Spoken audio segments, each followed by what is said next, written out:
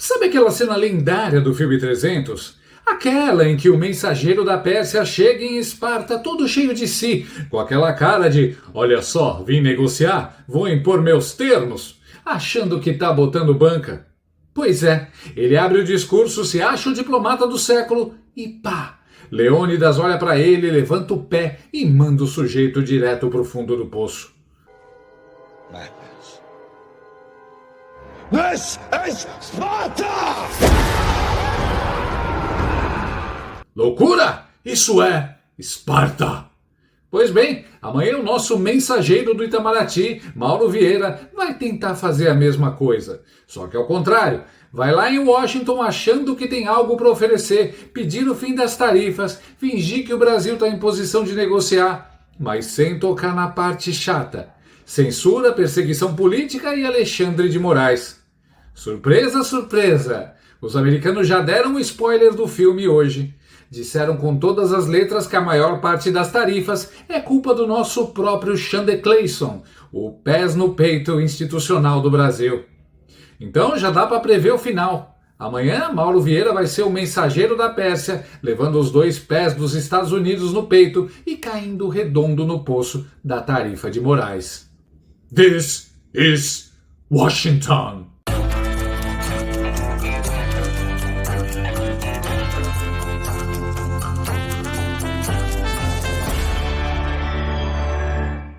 Você já parou para pensar por que o Xandão vive sempre de cara fechada, mal-humorado e mandando prender meio mundo? Pois é, talvez seja porque ele não tem cabelo. A calvície não afeta só a aparência, derruba a autoestima, o bom humor. Homens e mulheres, principalmente na menopausa, sabem bem o peso disso. Mas calma, porque tem solução. Hair Leo, um tônico capilar de última geração que age direto na raiz do problema, literalmente. Ele estimula o nascimento de novos fios, fortalece os que você já tem e combate a queda de forma comprovada.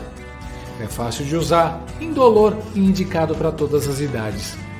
E atenção, que ligar agora para o número que aparece na tela garante um super desconto de 70% e ainda leva um brinde especial.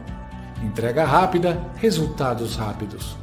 Então peça já o seu Hair Leo e recupere seu cabelo e sua autoestima, porque a última coisa que o mundo precisa agora é de mais um Xandão.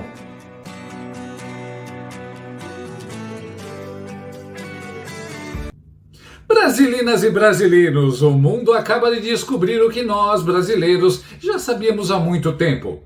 O nosso problema não é econômico, é psiquiátrico.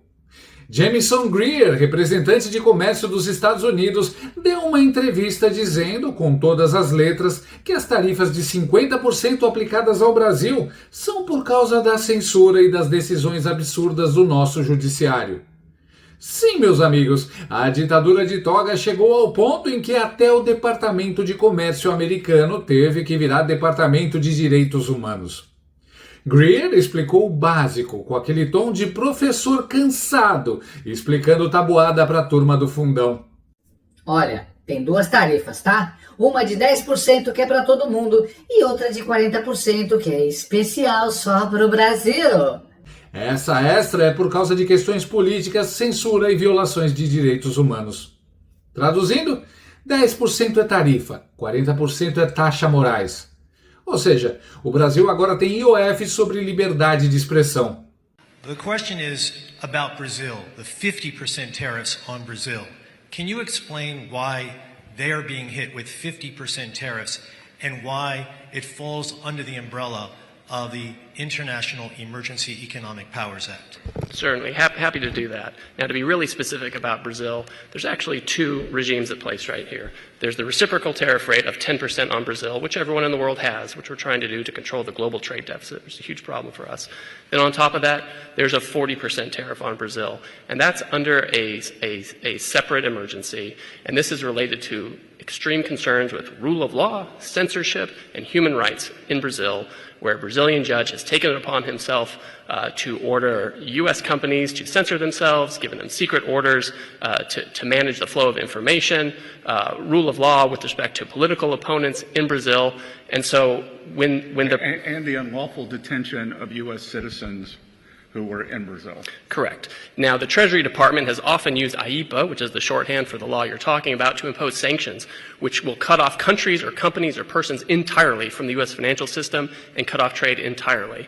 If the president can cut off trade entirely, he can certainly impose a tariff, which is a lesser measure than a full sanction. E o mais bonito é que o homem nem precisou citar o nome de Chandler Clayson. Quando ele fala um juiz brasileiro que ordenou empresas americanas a se censurarem com ordens secretas, não precisa dizer o nome, né? É tipo dizer, um político brasileiro que acha que é bonito andar de vermelho e chamar ditador de amigo. A gente já sabe quem é. Aí entra o secretário do Tesouro americano, Scott Bessent, porque sempre tem aquele colega que completa o caos com a cereja do bolo. Ele disse que há preocupações com o tratamento dado a opositores políticos e com a detenção ilegal de cidadãos americanos no Brasil. E citou o caso do Jason Miller, ex-assessor de Trump, que foi detido aqui em 2021. Sim, o Brasil conseguiu o feito histórico de prender um americano que veio dar palestra. Nem a Venezuela usou tanto. É o tipo de vexame que parece o roteiro de Se Beber Não Case, só que sem o tigre, sem o humor e com Xandão no papel do vilão careca. Greer praticamente desenhou no papel. Gente, 10% é comercial, 40% é censura. E mesmo assim tem gente aqui que não entende. É o mesmo público que achou que imposto sindical era caridade e que PL das fake news era combate à desinformação. A turma do repetindo igual papagaio. Meu amigo, soberania é quando o país decide seu próprio futuro, não quando meia dúzia de togados decide quem pode falar. E para quem ainda acha que os Estados Unidos vão tirar as sanções, eu só lembro da primeira carta do Trump. Ele deixou claríssimo, o motivo das sanções é a perseguição política a Bolsonaro e aos seus apoiadores. Não é o café ruim da embaixada, não é a jabuticaba do Lula, é Xandão. Os bolsonaristas levaram ao governo americano a denúncia de que Chandler Clayson mandou prender até uma cidadã com nacionalidade americana, a Flávia Magalhães. Ou seja, o Brasil não é mais um país soberano, é um sítio de segurança máxima do Xandão. Enquanto isso, o Itamaraty acha que vai resolver tudo numa reunião de quinta-feira. Mauro Vieira vai encontrar Marco Rubio e o próprio Greer. E adivinha quem também está em Washington? Eduardo Bolsonaro e Paulo Figueiredo. Sim, os dois já estavam reunidos com gente do Departamento de Estado antes do encontro oficial do Itamaraty. Ou seja, os americanos já ouviram outro lado da história, o lado que a Globo finge que não existe. Eduardo e aliados reforçaram que é preciso pressionar o Brasil por uma anistia aos perseguidos políticos. Enquanto isso, o governo Lula responde: anistia? Não, a gente só quer falar de comércio. Coitados, eles ainda não entenderam que os 10% de comércio estão presos dentro dos 40% de censura. E aí vem o show de stand-up involuntário do presidente. Na véspera da reunião, perguntaram para o Nove Dedos sobre Trump e ele respondeu: eu fui falar com o Trump. Eu não conhecia ele, a gente estava de mal, mas eu não conhecia ele. E tinha gerado uma química na ONU, 29 segundos, sabe? Então, ele me ligou, eu falei: presidente, eu queria estabelecer uma conversa sem liturgia. Eu estou fazendo 80 anos hoje, você vai fazer 80 anos dia 14 de junho, porque eu tinha pesquisado. Dia 14 de junho, significa que eu sou 8 meses mais velho do que você. Então vamos nos tratar de você, sem liturgia. E aí comecei a falar o que eu achava que deveria ter falado. Então, sabe, não pintou química, pintou uma indústria petroquímica. Tá? Amanhã nós vamos ter a conversa de negociação. Amigo, nem o roteirista de Os Trapalhões teria coragem de escrever uma piada tão ruim. Enquanto ele faz gracinha, Greer e Bessent estão lá em Washington falando em censura, perseguição política e violação de direitos humanos. É tipo o casal brigando e o cara tentando resolver com piada de pavê. E, para completar, o homem ainda veste camisa vermelha, igual ao Maduro, justamente no dia em que a Venezuela estava brincando de Top Gun, mandando F-16 voar contra B-2 americanos. É o crossover que ninguém pediu, Lula versus OTAN. Então, sim, a tal química esfriou, a jabuticaba diplomática que o Lula tentou oferecer azedou, e amanhã promete ser o dia da queda do cavalo. Sabe quando o personagem do desenho animado fica rindo antes de cair no buraco? Pois é, o buraco é a reunião do Marco Rubio. E do outro lado, Eduardo Bolsonaro e Paulo Figueiredo postam um vídeo animadíssimos, direto de Washington, antes da reunião oficial. Fala pessoal, estamos aqui em Washington DC, na capital dos Estados Unidos, saindo do prédio do State Department e, como sempre, fazendo o nosso trabalho de atualizações, trazendo as perspectivas e tudo mais que for necessário para esclarecer tudo aquilo que realmente ocorre no Brasil. Não é isso, Paulo? Eu acho que para as pessoas que falaram que você tinha sido escanteado, não era mais recebido, agora era só a química do Lula, etc, etc, eu acho que cai um pouco por terra essa narrativa, mesmo no meio de um shutdown do governo americano. O governo americano está em shutdown, continuamos sendo maravilhosamente bem recebidos. Falamos bastante sobre as nossas perspectivas sobre o Brasil, sobre qual é a situação política atual, os avanços que houve e os avanços que não houve no país, em relação à questão da anistia, né? Há uma expectativa em relação à reunião amanhã com o ministro das Relações Exteriores e o Marco Rubio. A gente entende que essas conversas são normais, são boas de acontecerem agora. Esse é o momento de acontecer. Os Estados Unidos estão numa posição forte. Vamos ver o que o Brasil tem a oferecer, o que o Brasil vai trazer para a mesa. A posição dos Estados Unidos me parece ser sempre a mesma e ser muito clara. Vamos ver o que vai ser dito para o secretário amanhã. Da nossa parte, né, Eduardo, a gente não é governo dos Estados Unidos. A gente vem aqui, expõe o nosso ponto de vista, é ouvido, e eu acho que continuamos sendo bastante ouvidos e vamos continuar tendo outras reuniões aqui. É importante ressaltar, finalizando, que o Marco Rubio é o único que vai tratar, né, em todo o resto do mundo, quem trata da questão comercial é a equipe comercial. É do secretário Bessent, do Greer, que é representante comercial dos Estados Unidos, e outros atores comerciais. Apenas o Brasil, devido ao forte conteúdo político, que hoje foi reafirmado por Scott Bessent e Greer, né, numa coletiva de imprensa, na sede do FMI Banco Mundial, mas apenas o Brasil é que terá como líder, negociador da questão comercial, o secretário Marco Rubio. Então isso daí diz muito. Eu acredito que ficará impossível de tirar da mesa a política, como seria desejável pelo lado brasileiro. Então vamos aguardar a reunião de amanhã, mas a gente tem uma convicção muito forte de que os Estados Unidos seguirá trabalhando para reduzir o poder de regimes totalitários, pessoas que censuram e também que atrapalham a vida das empresas americanas.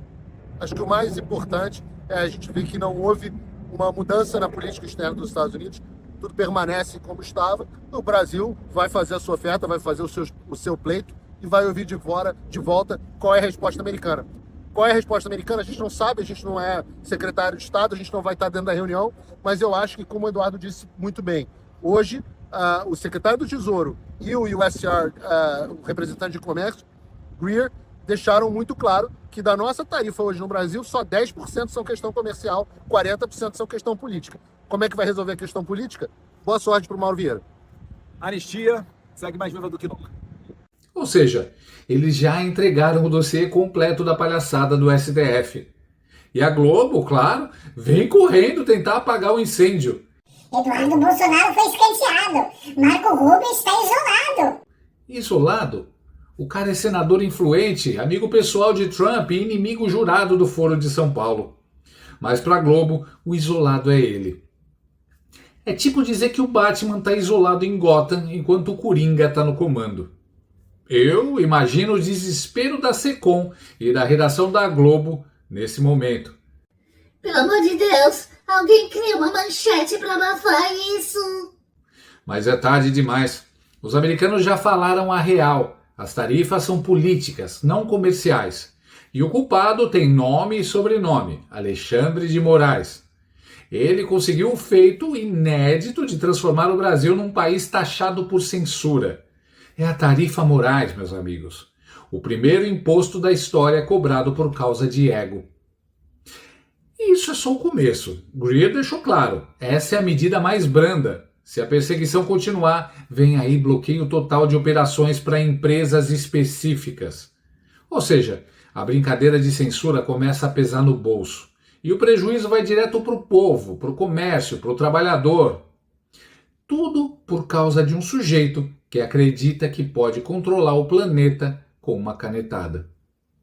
E, para piorar, o interlocutor americano é Marco Rubio, que odeia o Foro de São Paulo, odeia Lula, odeia tudo que cheire a comunismo latino.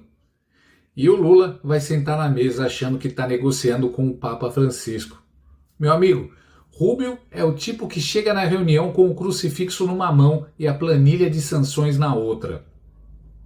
Ele sabe que o Foro de São Paulo foi criado por Lula e Fidel Castro e que agora essa turma está exportando censura disfarçada de regulação das redes.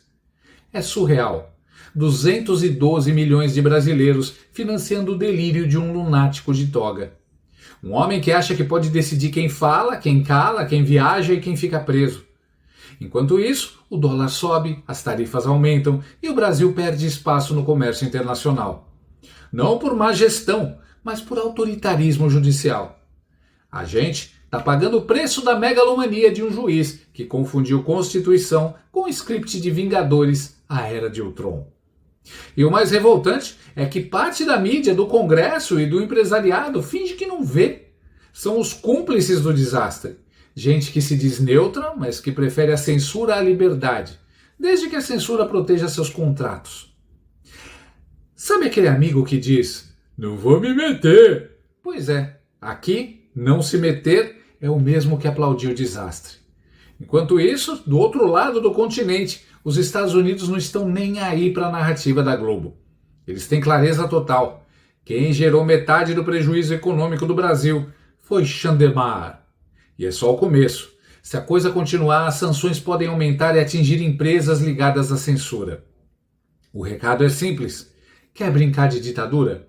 Paga o preço. E para encerrar, tudo isso aconteceu num único dia. Estados Unidos dizendo que as tarifas são políticas. Maduro fazendo cosplay de Top Gun. E Lula de vermelho tentando fazer piadas sobre petroquímica. É o apocalipse tropical. Mas um apocalipse que dá vontade de assistir com pipoca. Porque amanhã, na reunião com Marco Rubio, a comédia pode virar tragédia. Ou melhor, reality show diplomático. Então, se acomode no sofá, abra a Heineken, pega a pipoca e aguarde o episódio final de Tarifa Moraes, o preço da censura. Lá em 300, o mensageiro persa caiu no poço por arrogância. Já o mensageiro brasileiro vai cair no poço por insistir em defender quem cavou o buraco. Parabéns, Mauro Vieira. Amanhã o grito não vai ser "Isso é Esparta", vai ser "Isso é Washington". E o chute vem com tarifa de 40%.